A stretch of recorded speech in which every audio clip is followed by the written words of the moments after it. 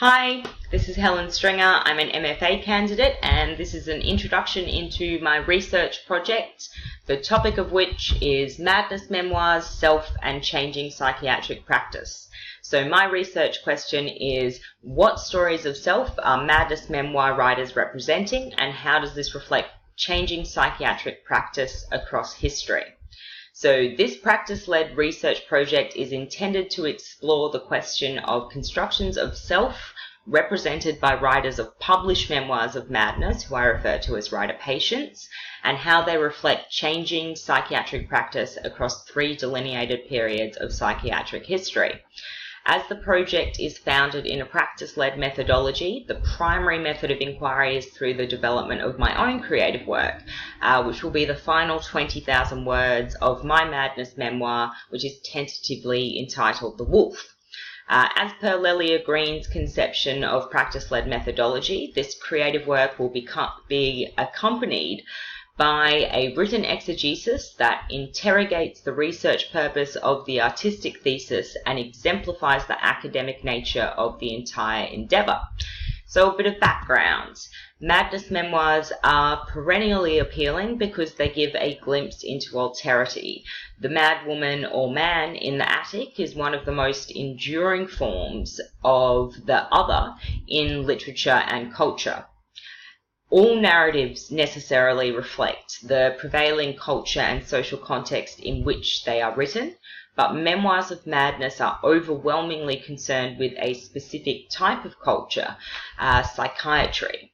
Such memoirs narrativize individual subjective experiences, and in doing so either consciously or unconsciously reflect and comment on the psychiatric practice of the time and context in which or about which they are written.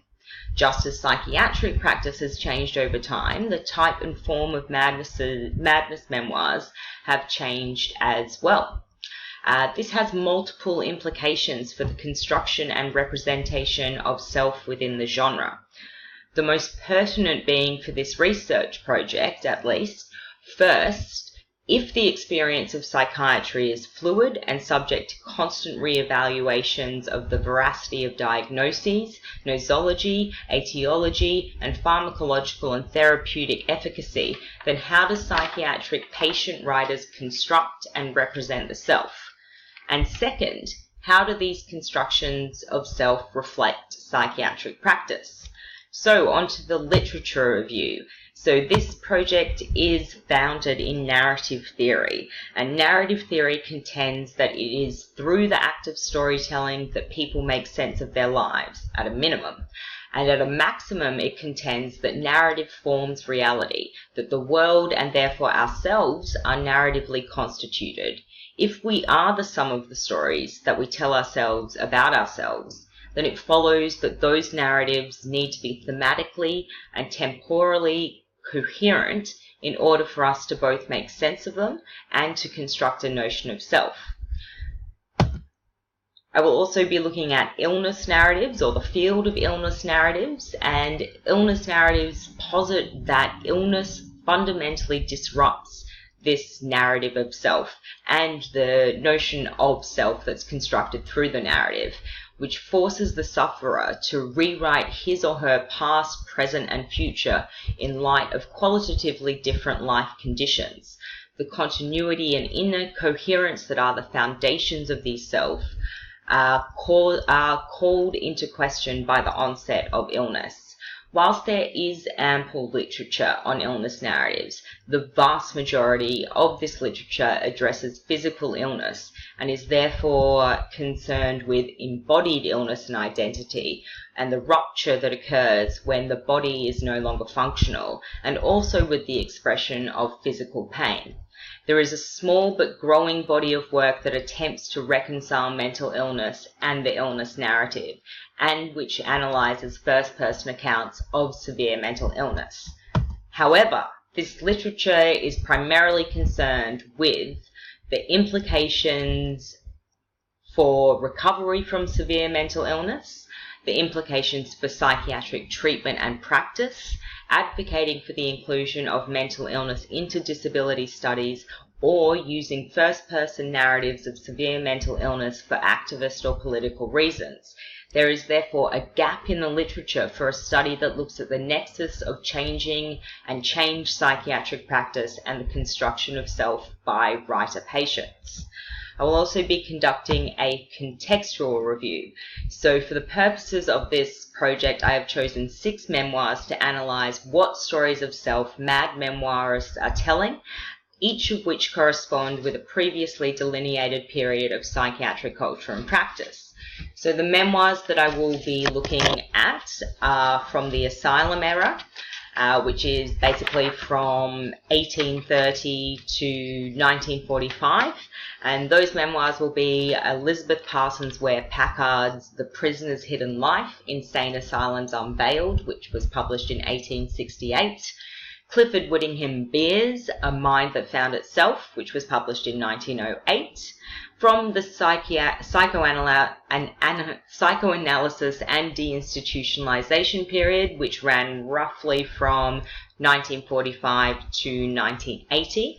I will be looking at Mark Vonnegut's The Eden Express, published in 1975, and Eleanor Sachs' The Center Cannot Hold, My Journey Through Madness, which was published in 2007, but which is concerned with prolonged institutionalization and psychoanalysis in the 1970s. Finally, I will be looking at 2 memoirs that are written from a biological psychiatry perspective, which is an era of psychiatry that really began with the publishing of the Diagnostic and Statistical Manual 3 in 1980. The memoirs I'll be looking at there are Kay Redfield Jamison's An Unquiet Mind, a memoir of moods and madness, published in 1995, and Marja Hornbacker's Madness, A Bipolar Life, published in 2008. Each of these texts will be interrogated for specific markers of self-construction, including descriptions of the onset of illness and the illness itself, descriptions of recovery, if they are present at all, alignment with psychiatric practice, core beliefs about psychiatry and mental illness, indications of perceived victimization, either by diagnosis or by institutionalization, and how writers internalize and make sense of their illness. As this is practice-led, my creative practice is central to the research. So my own madness memoir details my lived experience with severe and treatment-resistant type 1 bipolar disorder, which has seen me hospitalized multiple times and on the receiving end of treatment ranging from the completely ineffective to the borderline barbaric. The central questions at the heart of my memoir are who am I and who is the illness? These questions highlight a conflict between the subjective experience of madness and the psychiatric framework we adopt to understand it. Further, it highlights how the construction of self, once thought to be coherent and complete, is fundamentally altered by an illness that ravages the brain, leaving the sufferer unsure of their own existence, lost in a world that no longer follows the same rules of temporality, stripped of their agency, and completely unable to articulate their own suffering or experience. In my work, I attempt to portray this loss of self and narrative continuity by eschewing chronology, organizing sections by thematic or intuitive links rather than temporally linear ones. I present multiple versions of myself, which are the various constructions of self I've undergone in the course of my illness, which are overtly formed into a whole by the retrospective application of a coherent identity. Ultimately, I aim to have the legitimacy of that identity queried by readers. So the proposed research outcomes for these projects are twofold. So the primary aim of the project is to contribute new knowledge to the field of illness narratives that illuminates the interplay between psychiatric practice and writer-patient conceptions of self.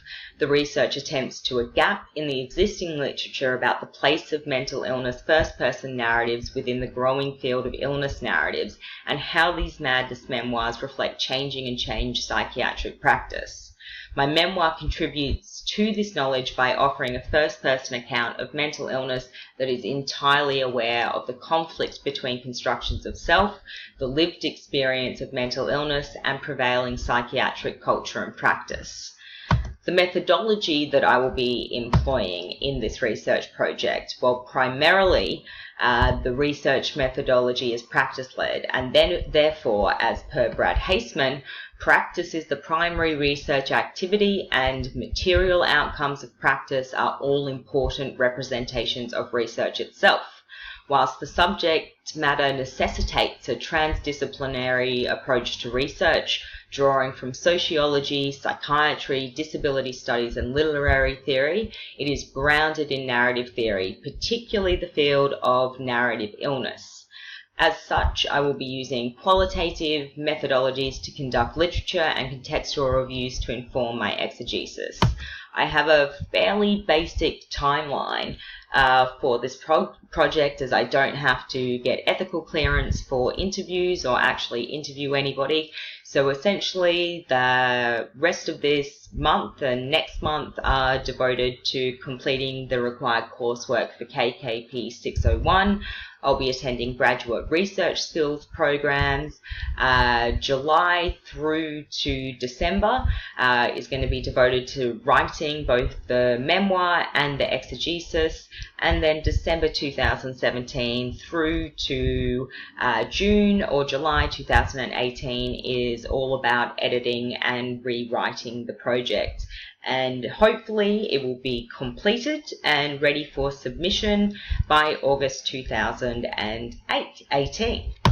And that pretty much sums it up. Thank you for watching.